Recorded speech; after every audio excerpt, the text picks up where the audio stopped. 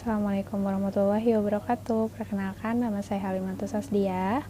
Saya dari kelas MA 18B4. Di sini saya akan mempresentasikan atau menjelaskan jawaban UTS mata kuliah Bank dan Lembaga Keuangan. Untuk penjelasan pertama, itu pengertian tentang aset berwujud, aset tidak berwujud, dan aset keuangan. Nah, untuk aset berwujud itu merupakan aset tetap yang bersifat relatif permanen yang digunakan dalam kegiatan perusahaan yang normal. Nah, contohnya itu seperti rumah, apartemen, kemudian tanah, gedung, dan lain-lain. Kemudian tentang aset tidak berwujud. Untuk aset tidak berwujud itu jenis aset tetap perusahaan yang secara fisik tidak dapat dinyatakan. Contohnya itu hak paten, hak cipta, kemudian merek, biaya riset, legalitas. Nah, umumnya diperoleh karena dikembangkan sendiri oleh perusahaan. Selanjutnya aset keuangan. Nah, untuk aset keuangan adalah aset tak wujud yang memiliki nilai karena adanya klaim kontrak. Nah, dalam bentuk itu deposito bank, kemudian obligasi, reksadana, deposito, kemudian saham. Untuk yang kedua, itu jenis klaim yang dimiliki oleh aset keuangan. Nah, untuk klaim yang dimiliki oleh pemegang aset keuangan dapat berupa klaim tetap, yaitu sejumlah pendapatan yang tetap atas aset keuangan yang dimiliki. Jika aset keuangan memiliki klaim pendapatan tetap, maka aset keuangan ini dinamakan instrumen utang. Nah, untuk yang ketiga, itu pertanyaannya, mengapa saham memiliki resiko yang lebih dinamis dibanding aset keuangan yang lain? Jawabannya, untuk kasus saham, resiko lebih bersifat dinamis. Aset keuangan saham ini memiliki resiko arus kas yang lebih tinggi dibanding aset keuangan yang lain, karena investor tidak tahu pasti berapa arus kas yang akan diterima. Yang keempat, pertanyaannya perbedaan pasar uang dan pasar modal.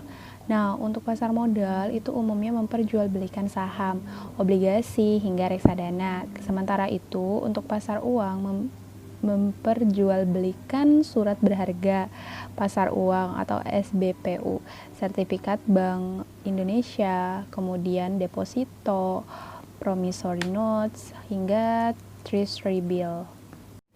Yang kelima, itu apa yang dimaksud dengan fungsi likuiditas dari pasar keuangan, yaitu kekayaan yang disimpan dalam surat-surat berharga bisa dilikuidasi melalui pasar modal dengan risiko sangat kecil dibandingkan dengan aktiva yang lainnya.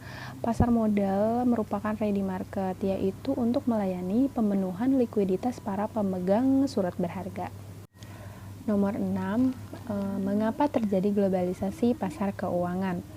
Faktor yang mendorong terciptanya integrasi pasar keuangan, deregulasi atau liberalisasi pasar dan aktivitas peserta pasar pada pusat keuangan dunia, kemajuan teknologi yang memungkinkan pengawasan pasar dunia, pelaksanaan pesanan dan analisis peluang keuangan. Nomor 7, untuk nomor 7, apa yang dimaksud dengan sistem keuangan? Sistem keuangan pada dasarnya adalah tatanan dalam perekonomian suatu negara yang memiliki peran utama dalam menyediakan fasilitas jasa-jasa di bidang keuangan oleh lembaga-lembaga keuangan penunjang lainnya, misalnya pasar uang dan pasar modal. Nomor 8, jelaskan peranan lembaga keuangan dalam sistem keuangan. Lembaga keuangan mempunyai fungsi utama untuk melancarkan pertukaran produk, barang, serta jasa dengan menggunakan uang dan instrumen kredit. Fungsi lain diantaranya sebagai berikut: menghimpun dana dari masyarakat secara langsung dalam bentuk simpanan serta menyalurkan kembali ke masyarakat dalam bentuk pinjaman.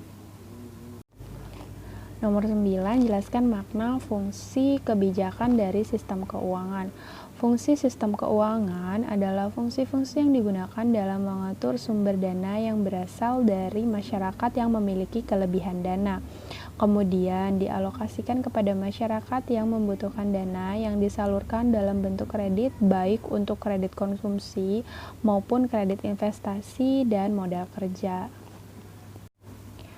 Yang ke-10, terakhir ya, faktor apa saja yang mendorong terjadinya inovasi keuangan?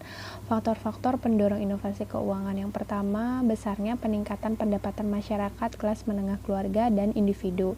Kemudian yang kedua, pesatnya perkembangan industri dan teknologi. Dan yang terakhir, besarnya denominasi instrumen keuangan.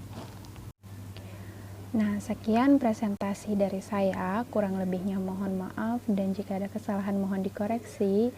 Wassalamualaikum warahmatullahi wabarakatuh.